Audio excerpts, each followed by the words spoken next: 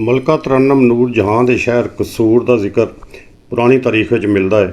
अमीर तैमूर जदों पंजाब आया तो उन्हें कसूर का इलाका फतह करके अफगाना के हवाले कर दिता। अकबर बादशाह के दौर में अफगाना ने खूब तरक्की की। उन्हें कसूर में 12 किले तमीर कराए। इन्होंने किलों के अंदर महल बनाए। हर किले का नाम किसी न किसी अफगान के नाम तो मशहूर होया, जिमें कोट आजम खां, कोट मुराद खां, कोट हलीम खां वगैरह।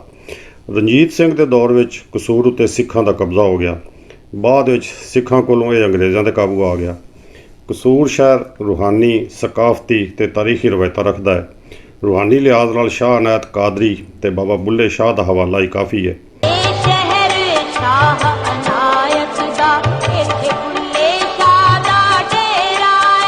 सकाफती हवाले नाल कसूर नूं पाकिस्तान का गवालियर आख्या जाता है।